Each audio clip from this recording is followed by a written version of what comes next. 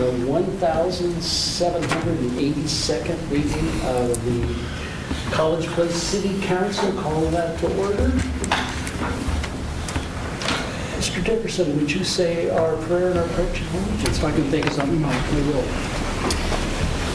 Oh, pray for something to think of. Okay. Lord, we're grateful, and we pause to express our gratitude this evening for all we're learning, for the progress we're making, and we invite you to be with us tonight as we look at the agenda items. We pray in Jesus' name, amen. Amen.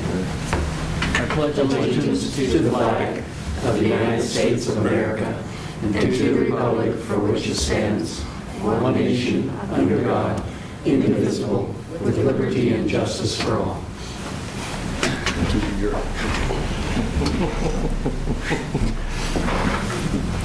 It's now a period for public comment. Anyone wishing to address the College Place City Council, please step to the microphone, state your name and address.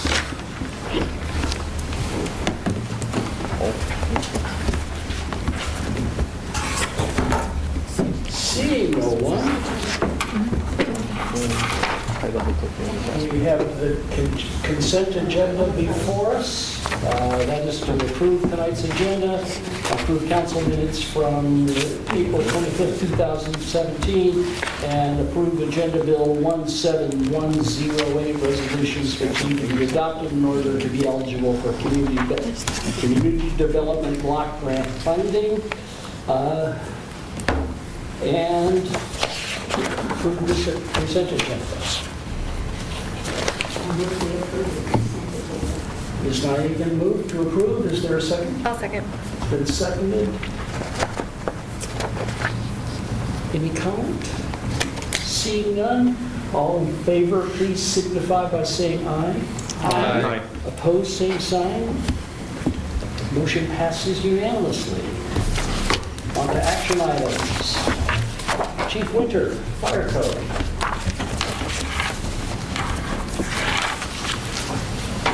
Good evening. This has already been an exciting day for me. I went to my first patient today, and he had a heart attack. He looked up on WebMD and it told him so the day before, and he still hasn't gone in. So I'm pretty sure it wasn't that. So we're going to try and not top that right now. The fire code we talked about at the last meeting, that we had not updated it since 1989. We've taken out some verbiage that we no longer use. We try and are now following the RCWs and WACs and using those instead of restating that in the municipal code itself. And tonight we are asking for your approval of the update of section 2.28 in the municipal code that pertains to the fire department. And I'm happy to answer any questions. Questions for Chief Winter? If you think you're having a heart attack, call us first. WebMD always tells me I have cancer, so I don't know how I got the heart attack. You're doing well. Do better than that. Seeing no question. Oh, no, I was going to... Okay, I would like to make a motion to approve ordinance number 17-018 to update the College Place Municipal Code Section 2.28 Fire Code. It's been moved and seconded. Is there any further discussion? Seeing none, all in favor, please signify by saying aye. Aye. Opposed, same sign. Motion passes unanimously. Mr. Rizzatello, repeal and replacement of section 8.24, nuisances to the College Place Municipal Code. Thank you, Mayor. This agenda item has been before this body the past couple of meetings, more so as an introduction piece. For this meeting, it's for passage. Similar to fire code, the nuisance code sections of it were pretty dated, and there were gaps in it, which was making code enforcement problematic. So we had an internal work group with fire marshal, building inspector, police chief, and we've been working on this for past couple months. It's been a while. Last week, the police department had a forum on code enforcement. I'd like to invite Troy to maybe say how it went.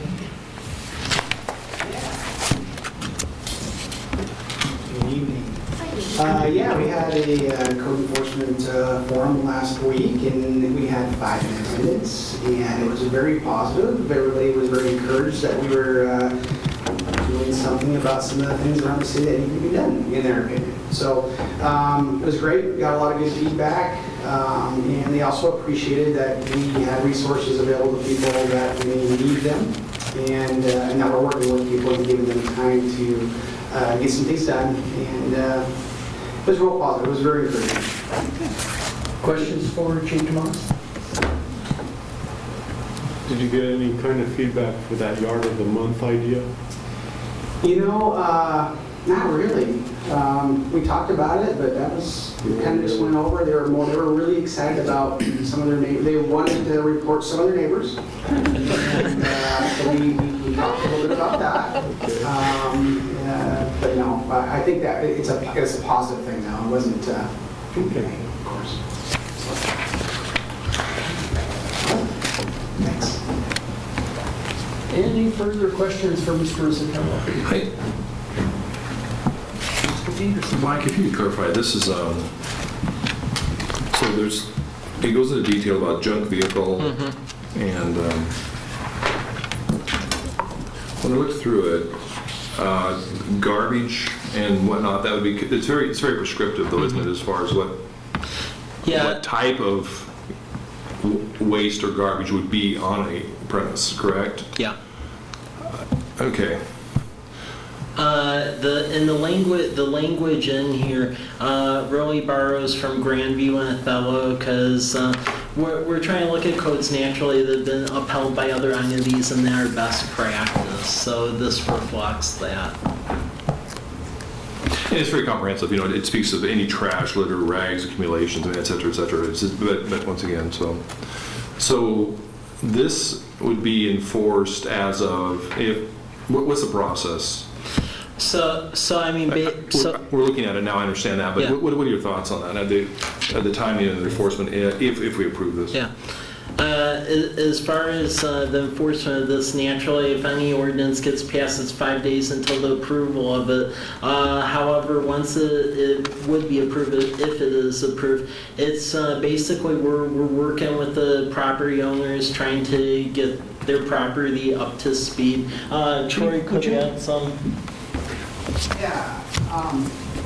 So I think it's important to remember that we already have a nuisance code. This is just updating our nuisance code. So we're already taking enforcement, and we've actually issued letters, and I've had letters that I've signed and sent out. We've had officer actually responded to a complaint today and issued a warning. So what we do is we give them 10 days, and to make progress, we go back and check on the house to see if they are making progress, and if they are and it's reasonable, we give them more time.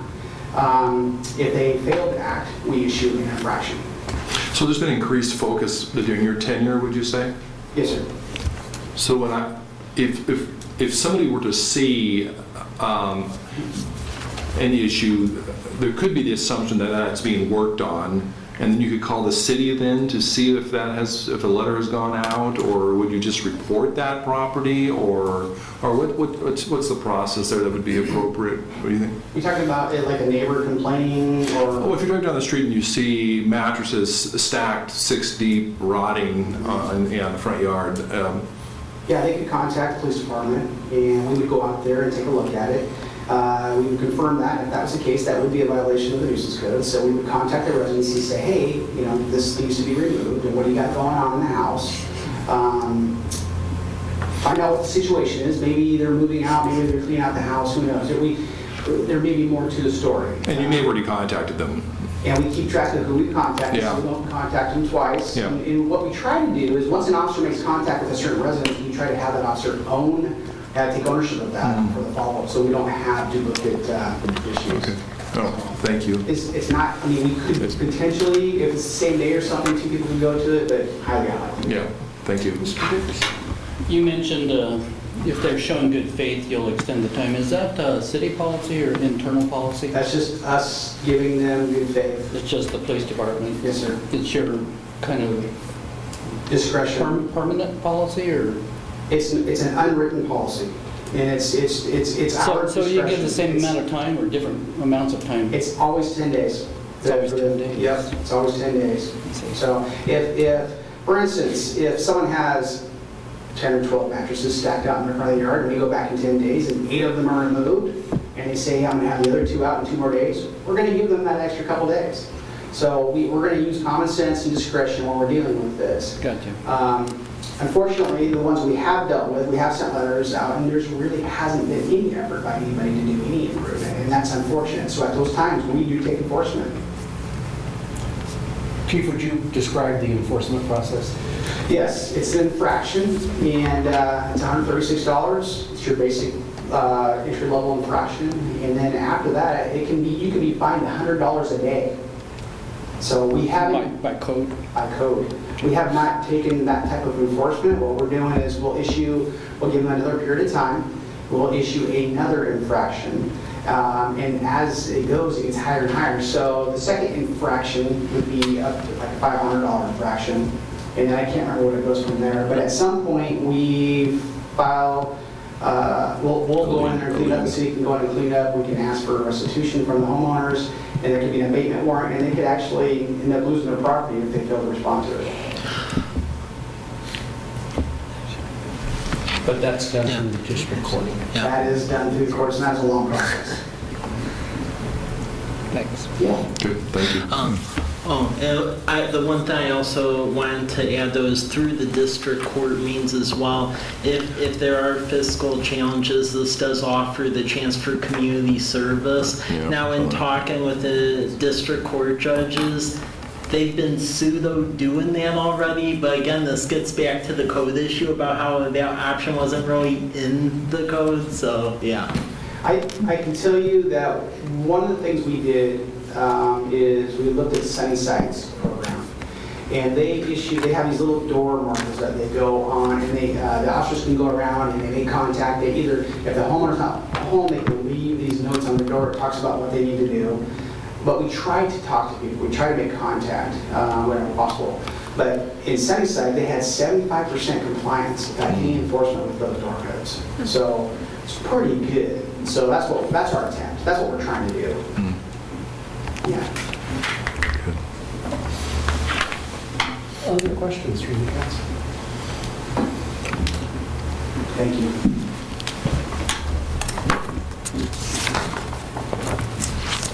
Is there a motion?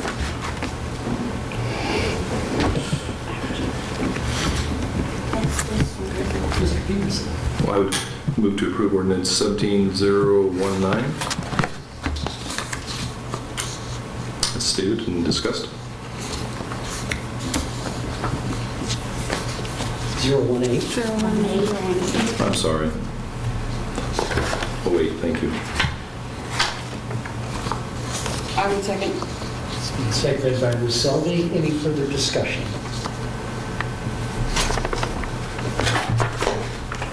Is it? 18? Agenda bill item. The ordinance is 17019. Is that? Ordinance is 17-018. Are you in the next one? On board docs, it's saying ordinance number 17-019 nuisance code. It is, there is a typo on the agenda. Oh, You're correct. It is. I was correct. You are correct. Is it 019 or 18? It is ordinance 17-019. So, Because I'm here. But in the agenda item, it is listed as 17-019. So could you make the motion?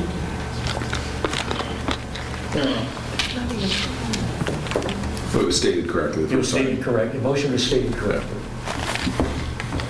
Right up here is listed as Paper's more 28, reliable. and then down here, the That's- actual ordinance. oh, on the attachment. Well, it's two different places. It's just- And then it's listed right there. I've gone through a range of emotions here in the last few minutes, so I just wanted to make it a second. I really appreciate it. So, I believe it's been seconded. Yes, I second it. Is there any further discussion? No. The mayor will pay more attention to the attachments.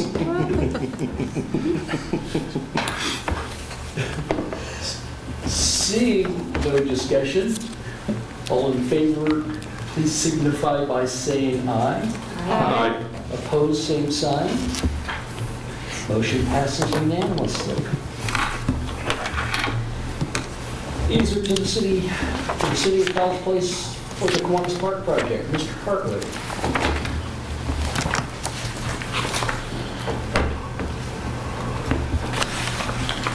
You awarded the project for Kiwanis Park at the last meeting.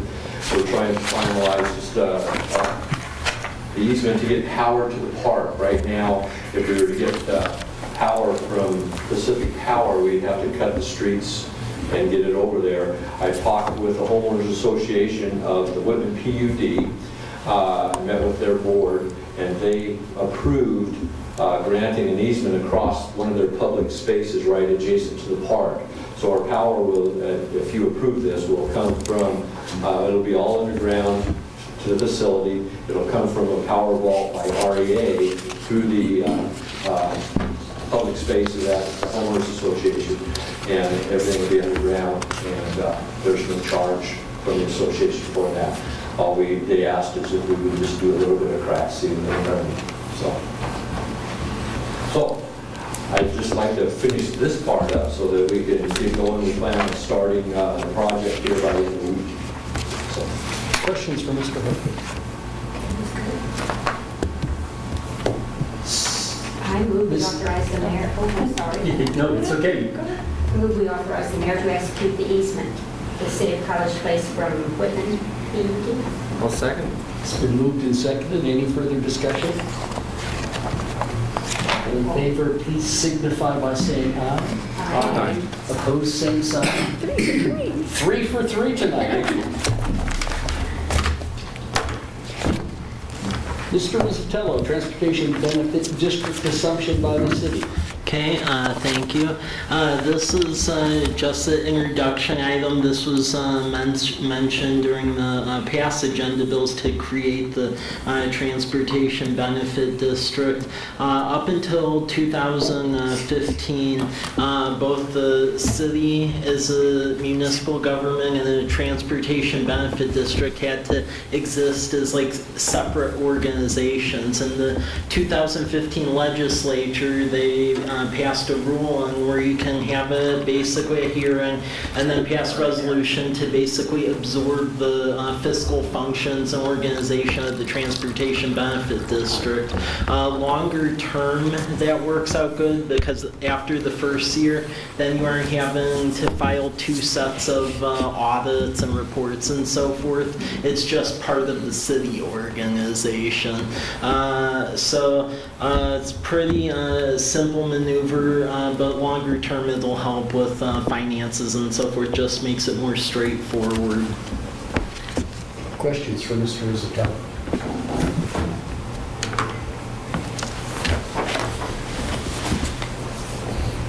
Seeing none, thank you very much.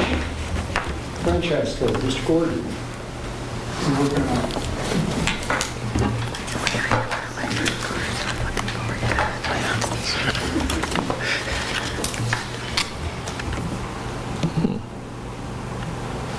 Okay, tonight we're just giving a quick overview of franchise utility policy and regulation code update. Actually, it's new code. We have a couple things driving this. We're looking at the fact that the port would like to have a franchise for putting in cable through, well, they've already got the conduit in through College Avenue. We put that in during the project. And on top of that, we have, quite a few different franchise agreements, but we don't have a central repository of code that we can point to for any of those agreements. So it's scattered and so forth. So this unifies that, puts it in one place, kind of collects it together. It's pretty comprehensive. It's been kind of a joint effort, but mostly I think the credit goes to our city administrator for putting that together. So with that said, I think what I'll do is I'll just go through. It's fairly lengthy. If you saw some of the attachments, I didn't bring my stack tonight. I noticed most of you didn't either, but what I'll do is I gave you in your packets a quick summary of a bunch of different issues that we were looking at. It's kind of a good way to go through it. I'll do that right now. It's just it's a rehearsal which you already have. So what we're looking at is Title 20 and Chapter 1206 review. Title 20 is a new chapter. Chapter 1206 is being modified. or it's actually replacing 1208. So under easements, in our current franchise agreements, or I should say, in our current development environment, we frequently have found, although not so much recently, but some of our utilities have blanket easements over a whole property. Well, we don't allow building over an easement because obviously it's already encumbered. You don't put a building on top of it. That is an encumbrance on encumbrance, and you just don't do that. So we don't do that. But because some of these utilities have worked out in rural areas, they'll encumber a whole lot. When they come to the city, then we have that situation, we have to deal with it. That's buildings, how about trees? What do you mean as far as? Planting trees on... Planting trees and easements, we generally don't worry about that. Oh. Those typically can be replaced if they're in the way, so yeah. So this addresses the fact that blanket easements need to be rescinded and replaced with delineated easements. So if there is something on the property already, then before we'll allow them to have a building approval, we'll make sure that they delineate where that line is, make sure that it's, encumbered on the property in that area, and that the person who has that facility is safe. They can keep their facility there, but that frees up the rest of the area for building.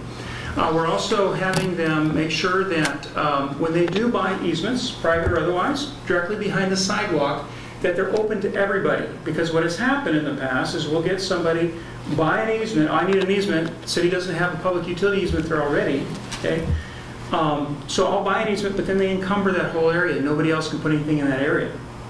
So instead of doing that, we're asking them to work together, and we're requiring by code that if they do buy those easements directly behind sidewalk, they open them up for other utilities. Okay.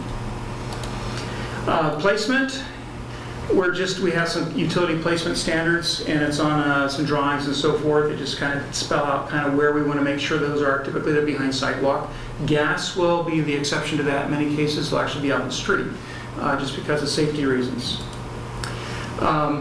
Where identified co-location and standard utility corridors shared by other utilities is required. We did this on College Avenue.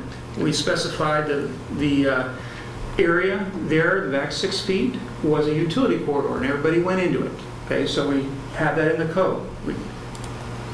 Limited franchise access to right-of-way with our capacity considerations. Everybody likes to put stuff in the street. Okay, it's easy. You just rip up the asphalt, put it back, but you see what it does to our streets. On top of that, because we have deep sewers in most locations, and we have water, and we have storm, and we gas too, when we go in to replace a line, we've got to have room to dig and replace those lines, especially if they're deep sewers. You need some room to be digging, okay, and trenching and laying back the area. So there are cases where even if it looks like we have room, we may say, no, we do not want you to encumber that area, because next time we come through, it's going to cost us a lot more money to do the work on the replacement for a sewer line. And in any case, we want them on the sides of the roads, and those easements we've talked about. Okay, so that's in there. Do you require them to be a certain space away from our facilities? Each other? Yes, we do. In terms of the actual corridors that are allocated for them, that's kind of between them and their own standards industry. We try not to get involved in that. Yeah, and that's parallel, of course, crossing. Right. Crossings are, that's pretty much hands off. We allow them to do that. That's understood. But trying to go parallel right through the middle of our streets, we're not too hip on that. But they're required to be a certain amount of space away. Yes. Okay. Yeah. And that's typically governed, when it comes to our utilities, we'll make those statements about how far they have to be away. And just in plan review, when it comes to their facilities in terms of power and gas and cable, their own codes will dictate that spacing. So we, again, don't have to actually get involved. Sure. Okay.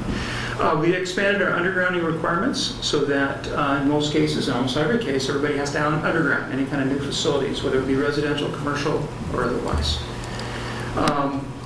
We're saying that on existing poles, that if there's an existing pole out there, you relocate on that existing pole. You don't put another pole right next to it, or just across the street, or 5 feet. Go to that pole.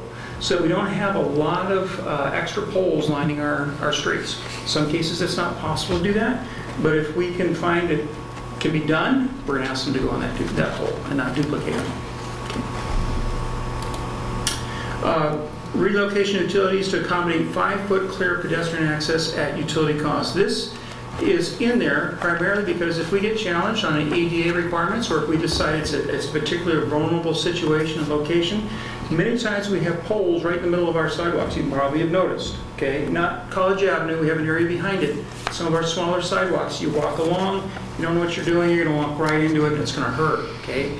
So over time, what we'd like to see them start to do, especially in response to ADA concerns, is start to move those poles and getting themselves some easements so they're not right smack in the middle of the sidewalks.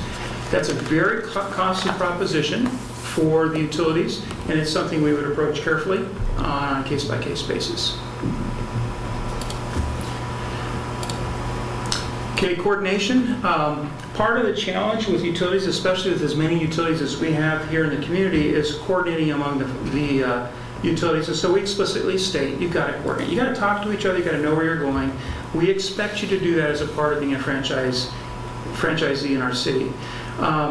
Where they're co-locating in an area with other franchises, they got to get permission and make sure everybody's signed off on it. I want to be careful of the word permission. They have a right to go there, but they need to make sure that they're coordinating, they get that sign off. Okay. Process, utilities are responsible to track official announcements of new developments and annexation. What we're planning on doing is as we issue right-of-way permits and see franchise activity occurring, or even building permits where they're required to sign off, is putting those up on the internet so they can look at them. We've had requests in the past from franchisees that say, hey, we want you to tell us anytime there's any activity.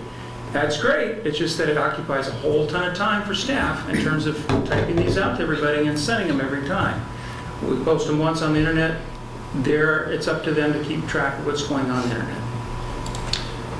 Going back to coordination, could I ask? So the timing, you have new and you have replacement, we've got old. So let's say take new since it's easier. Is there any kind of written policy about who gets to go in there first? There isn't. It would be one of those unwritten policies similar to what the police department has. Because I know they always fight over that.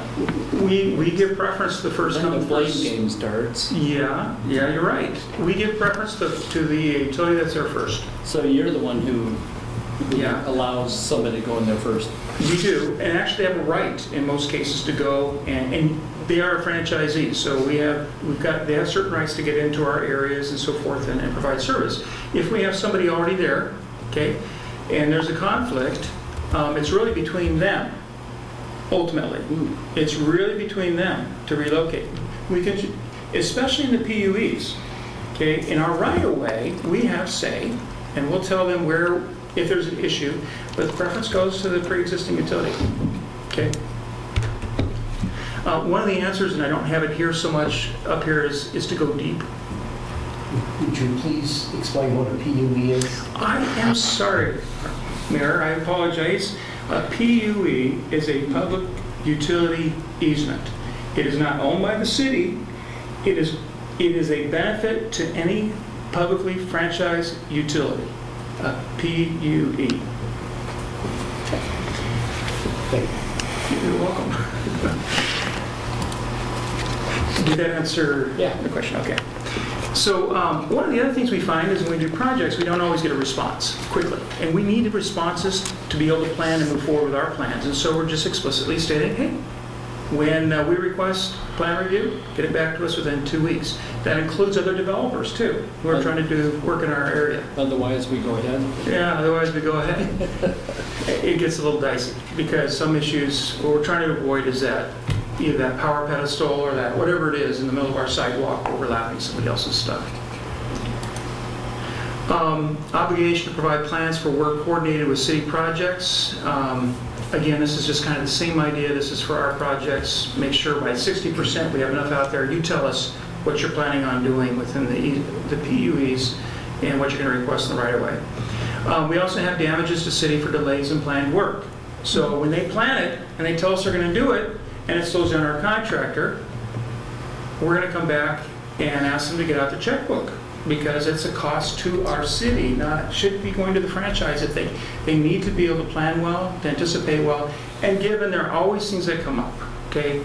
But right now we don't have, this is the language that helps us to put out that expectation that we do expect them to plan and to get it done according to schedule. Otherwise, it becomes very difficult to manage our own contractors. Right-of-way permits are required, okay? It's been, our utility's been pretty good at this lately, but there in the past, it was kind of like go out and do your own work, and oh yeah, we were out there. Okay, so that's gotten a lot better.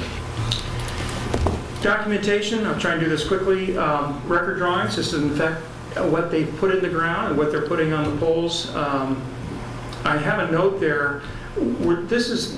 This code has a few things that we're still kind of tweaking. This is one of the things we're going to look at, whether we require a little bit more stringent language on record drawings.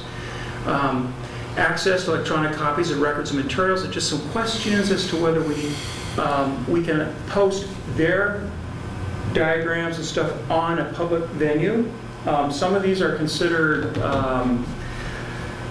they hold them close because they're business secrets kind of, and they don't want everybody else to know where they're going. So I'm not sure where we can go with that. That's something that we need to iron out. So this is one of those things that's still hanging out there. Aesthetics, timely right-of-way permits for tree trimming activities. So in other words, let us know when you go doing tree trimming so we have some idea of what's going on.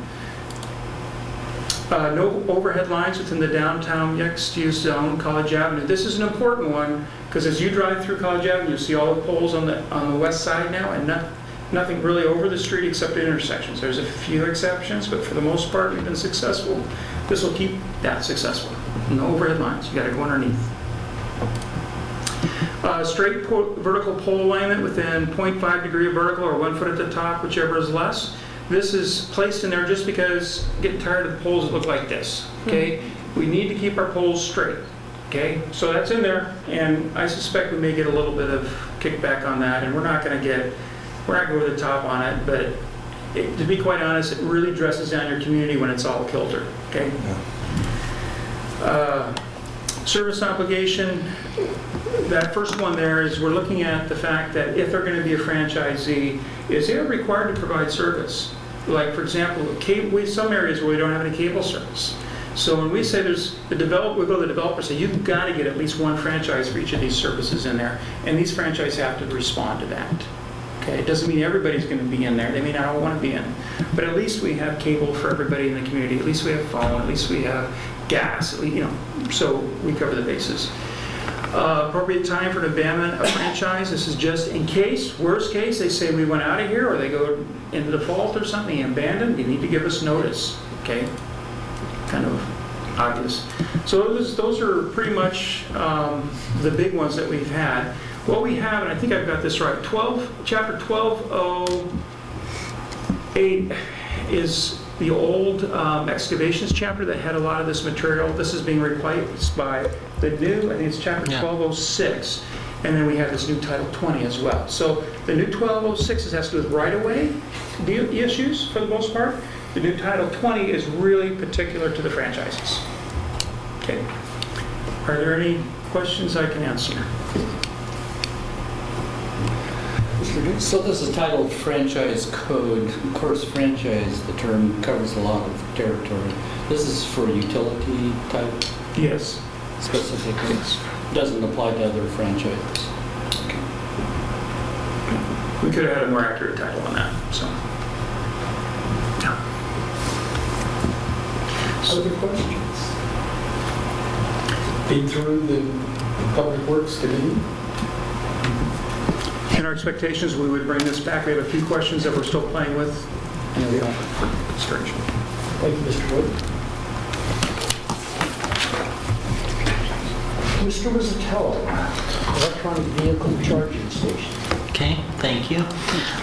This agenda item has to do with providing an electric vehicle charging station within the city. So a little bit of a backstory to this one. I was in Colfax, the Utilities and Exchange Commission, essentially told Vista Utilities to essentially provide these electric vehicle charging stations for free to local municipalities, and municipalities in turn could host them allocation, and the municipalities would have to cover essentially the electricity fee, but that was covered by the folks using the said charging station.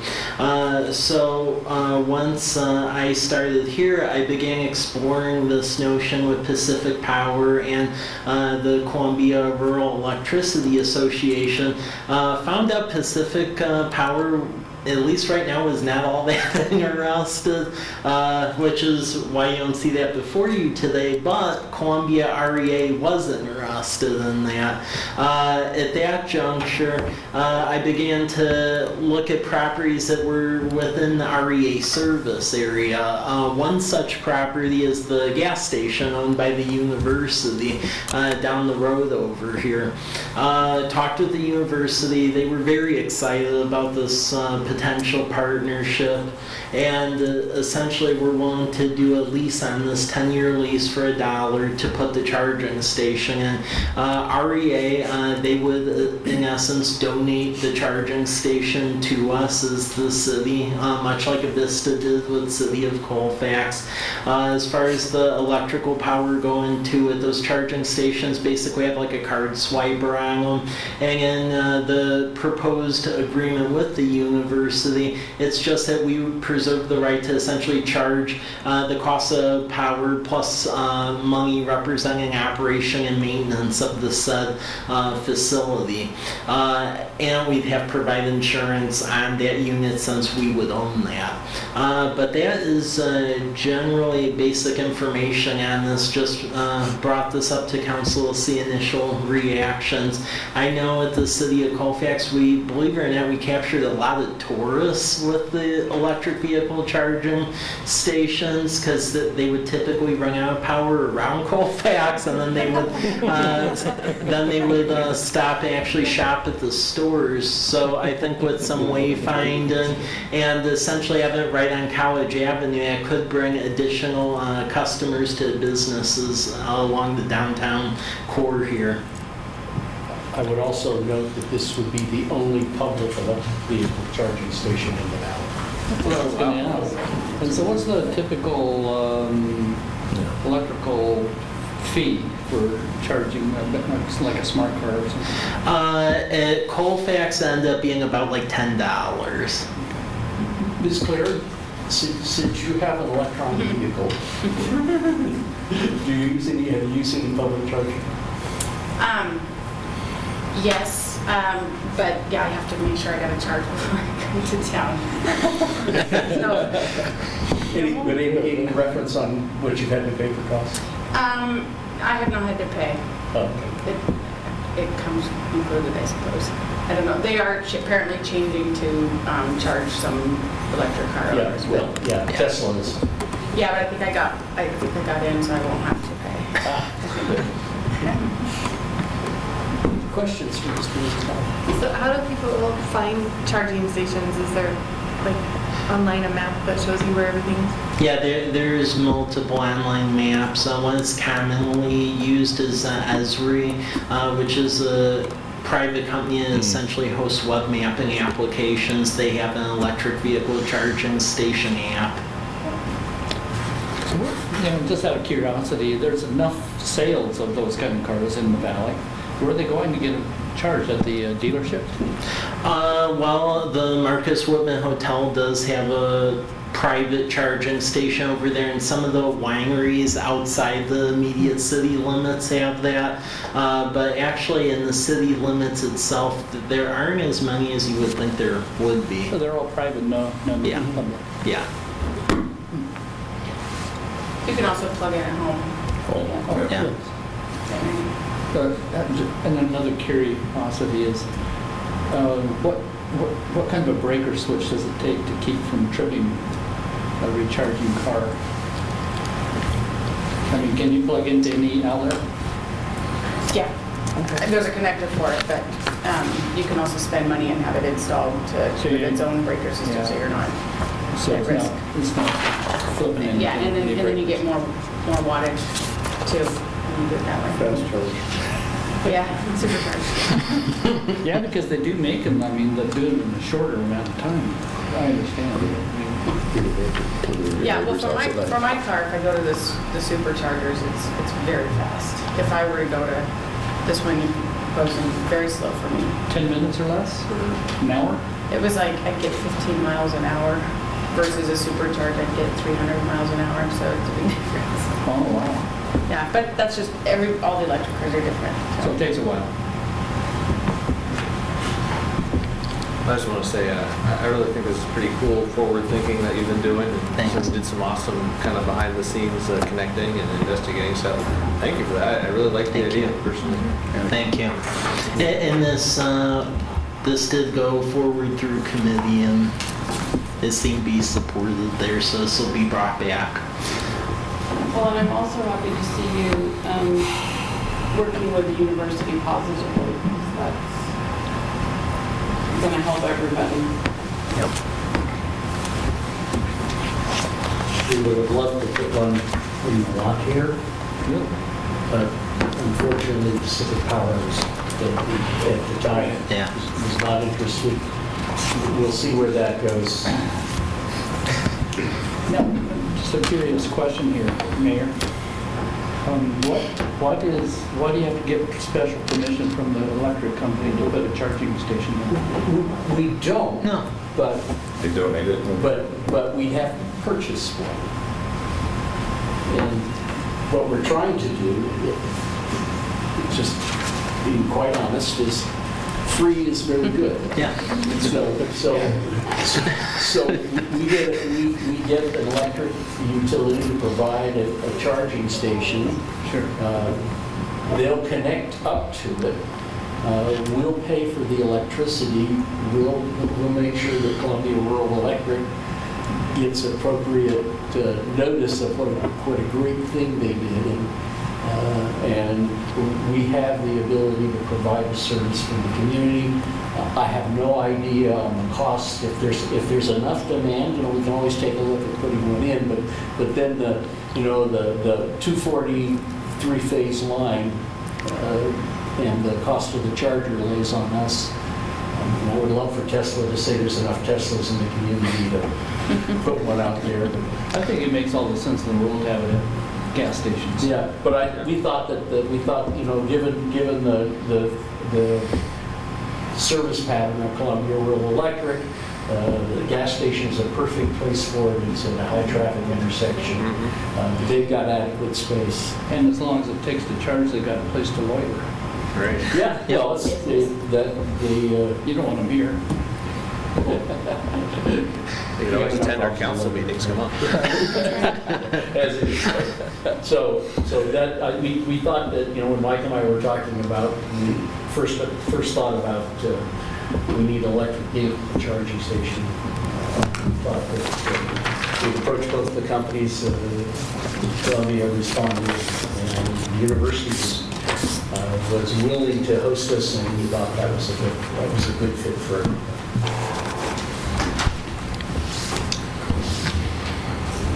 Thank you very much, Mr. Rizzatello. Moving on to GIS Consortium. Okay, thank you. This is an introduction to this. So currently the city has a web-based GIS solution, and GIS is Geographic Information Systems. See, got the abbreviation. So from what I could tell, in 2009 we started utilizing the web-based GIS system put together by Walla Walla County. The issue at hand with that is, I'll just say, the investment in the technology didn't really progress at that point after they put up the web-based application. There have been outages. It's been very long to get it back at times. And then also a key issue is that you can't edit the data. It's merely a viewer, so you can turn on and off the information, but as far as adding to it or things like, you can't do that within the program. And then because it's web-based and it's utilizing fairly old server software. It's very slow. You've seen the council meetings, and that's actually at times where it's going faster. So now, since we're starting the comprehensive plan update, it really is imperative that we get GIS a little bit more in-house here. We have been able to get a low-cost GIS license, but that's only part of it. Part of really getting benefit out of is sharing it with other municipalities and really trying to get cost recovery that way. When I worked back in Chicago, I actually helped develop a GIS consortium that ended up having 43 communities in it. So this one is actually put on by the Association of Washington Cities, and there's various tiers to it. Proposal is to join with Tier 2 because we would get a needs assessment, as well as setting up a public portal for the map data, as well as about 45 consultant hours as well from Flow Analytics to essentially help develop our data. The comprehensive planning process is very data intensive, and with the current setup, it just really is not conducive to that, as well as just going into the future. It's 2008 technology. The other concern at hand was, at least in past places where I worked at, the county typically charged for the data sets, and I was worried that we would lose access to tax lots or have to pay a lot. However, in talks with the county, as long as we sign a data sharing agreement where we trade our data with them, they will trade their data with us, and we won't have to pay for it. So there's quite a few cities in Washington in this consortium already. It's growing, and really, because it's state of Washington specific, it really seems the way to go. So this will come forward at future council meeting. We really need it for a lot of the large-scale projects that are about to be underway. Mr. Isabella?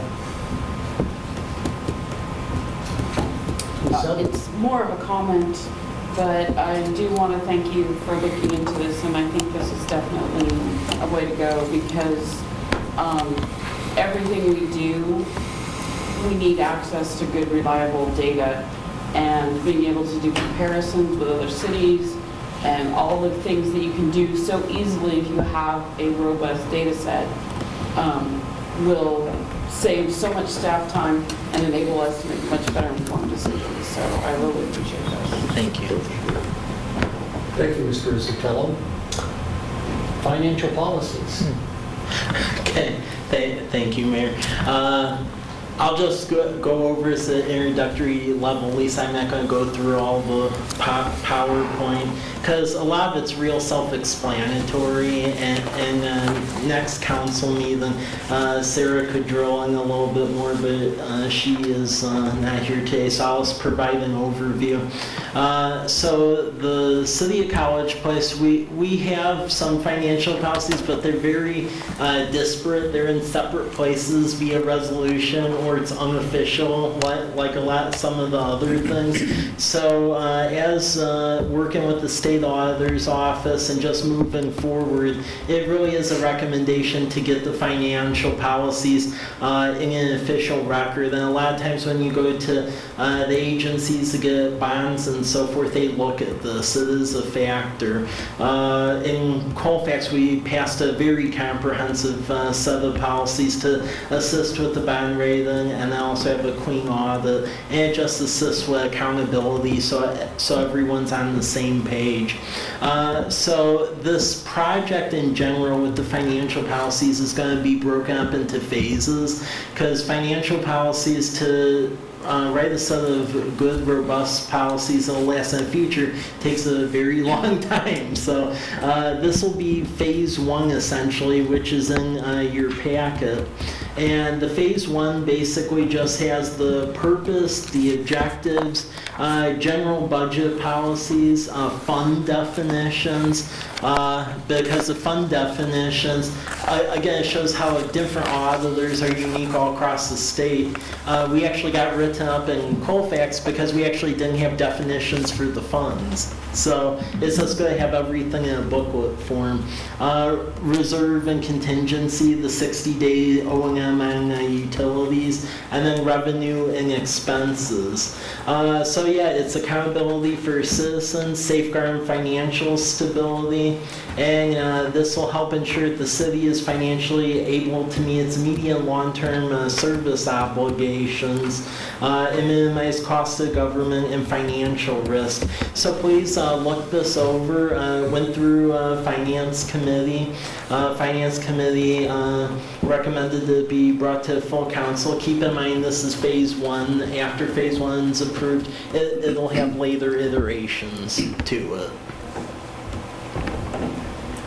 Mr. Dickerson. I just want to add that Sarah mentioned that the auditors have been trying to get us to do this for a long time, and we're just getting around to it now, so congratulations, Thanks. Mike, for getting things going. The other thing is that because this is policy, you have temporary, you have permanent, and of course this is permanent, and so it will be codified, but it'll be referenced, it'll be available to the public to look at, but it won't be in the code book itself. Yep. And Sarah and staff have done a great job on this. I think that's an important, these are living documents. Right. And so rather than making this the ordinance, we'll ordinance by reference. And then keep in mind too with the financial policies, they'll be incorporated into the budget book as well. Because one of the goals in there, for instance, is to work toward a GFOA compliant budget. That's Government Finance Officers Association. And part of their guidelines is actually having the financial policies as the preamble to the budget. So. Library services, Mr. Rusick. Okay, library services, this has been a moving target since I first got here. As soon as I got here, I've heard from residents. I know Harvey's heard from residents. There's a lot of folks on both sides of the spectrum. There's folks that don't really see the need and they'll just pay to be a member of the rural library district. But then there's other folks, they have financial difficulty and then feel it needs to be a service of government to essentially have library service. So really, I started looking at just a variety of options to see what could be done here. And I reached out to several organizations, and really this is an update as well as to seek direction, because I was notified by one of the agencies that I saw a partnership with. It seemed like they wanted to get guidance on partnership rather sooner than later. Otherwise, the option may go away. So that's why this is brought before you today. So I'll just go over most of the options here. So I met with Tim Payne over at College Place Public Schools to see if we could partner on library service there. However, the library in both facilities were undersized because at the time they thought the rural library district was going to build over by the high school. So they really can't furnish library services for the city. Walla Walla University, I outreached to them about this subject matter. They're continuing to look into this. However, at least from what's been indicated to me, it would have to be off-peak hours. So it would just be, it'd be certain hours, and they don't really have a wide array of material, such as children's books and things like that, so there's a handicap there. The Walla Walla County Rural Library District met with them. They did not want any sort of agreement where it would be a reimbursement for cards or where they would give cards and we would get an invoice back. What was communicated to me was that the city would need to annex to the rural library district, and then even past then, there would be a question about potential assistance for a library branch. But so the way the conversation is going on, it felt very uncertain. It was just weird. So I'll leave it at that. The Mid-Columbia Library District, over the years, several cities have opted into this service. Originally, it was basically Benton and Franklin County and certain cities within that, and it's grown to the bigger cities within Benton County. I know Kennewick is in there as well as Pasco, and then even some cities outside of those two county areas like Othello and Adams County. The big sticking point with them is they can't use any of the funds that they would collect from the taxpayers in those two counties to supplant essentially our service here. And while they're interested in serving this county because of rural library districts in the county, again, they can't really use funds that way. So if they were to serve us, the initial offer came in north of $260,000 a year.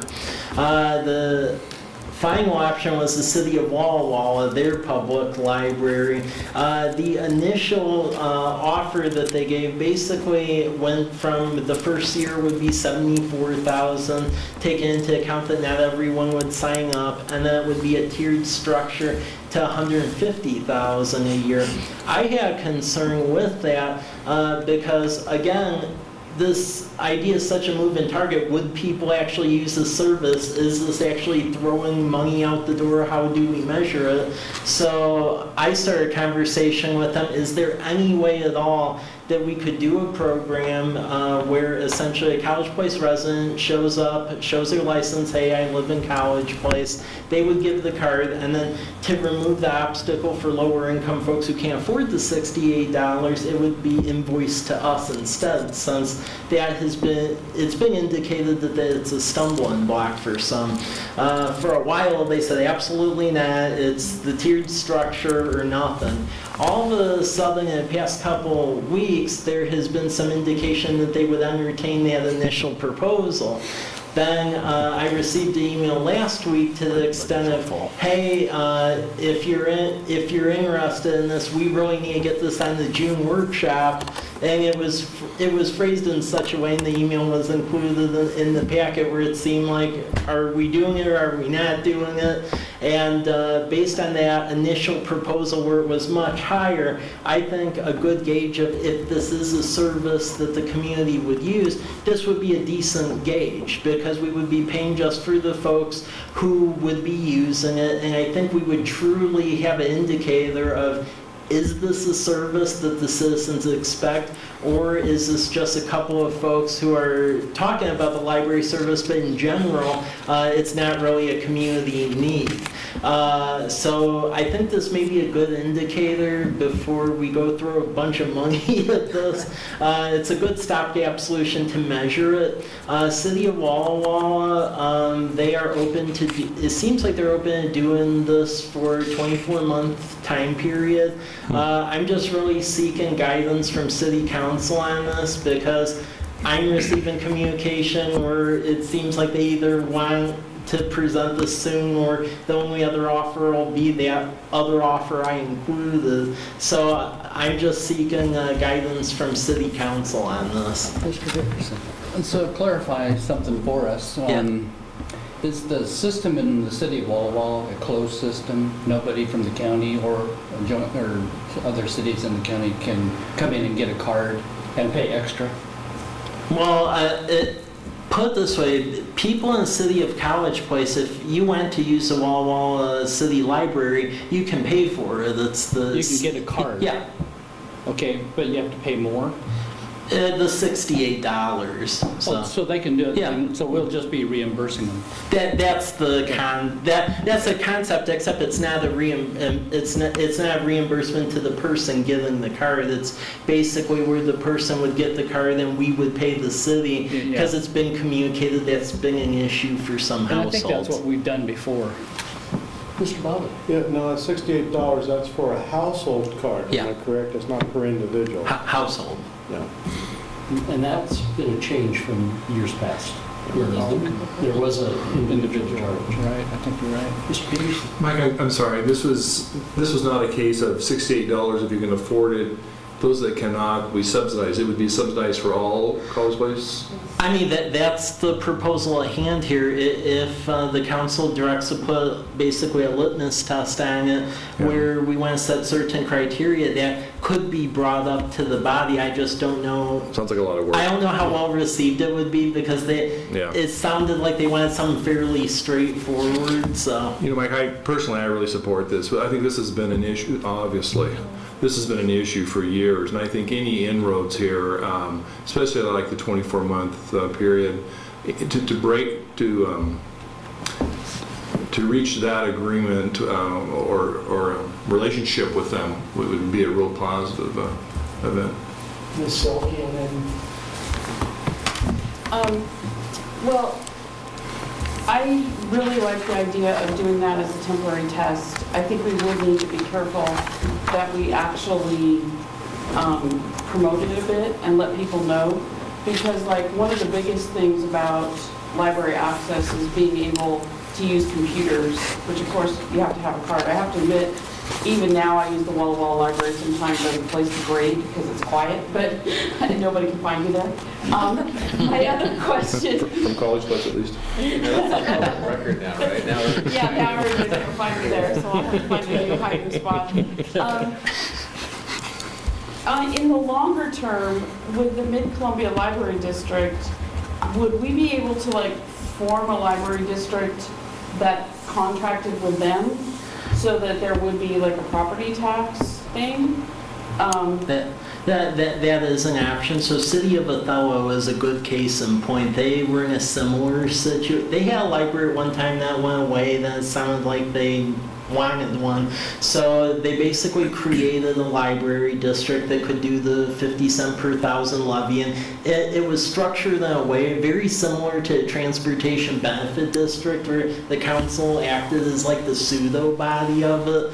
But they really couldn't make it work just doing the city library. So that's why they talked with Mid-Columbia, since they had the mass of individuals to essentially bring the books and everything. And it's worked well for them. So I mean, if this shows that there is a good population group who would support this, I believe that would be an option. Because I will say, I think longer term, if our residents are using it, I think it would be conducive to have some sort of presence on College Avenue, because I know previously, even prior to Colfax, when I was in Chicago and Beaver, that I didn't really understand the people going to the libraries, and it seemed like they weren't utilized that much. However, in the city of Colfax, I was outright shocked at the amount of people who went there. There's a lot of folks still that don't have internet access, that don't have a lot of things that we take for granted.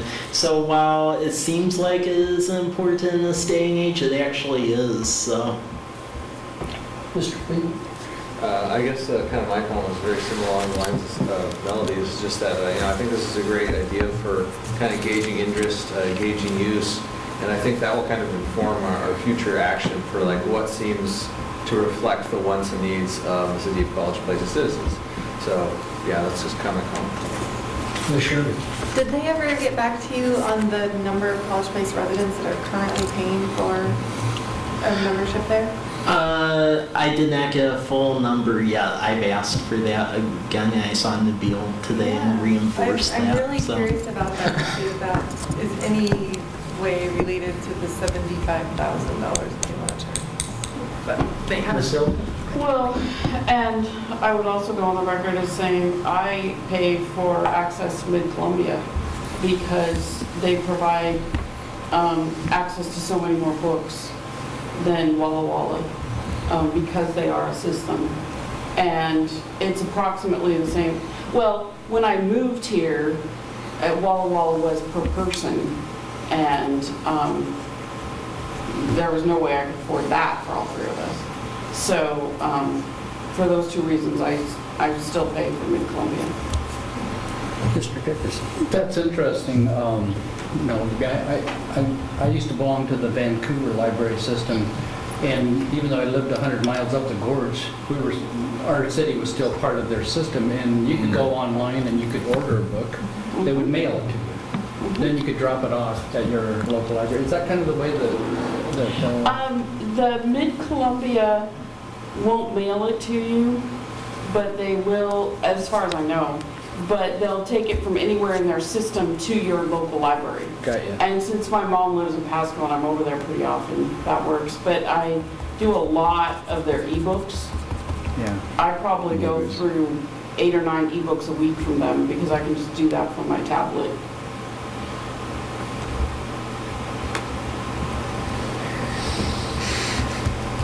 Other discussion?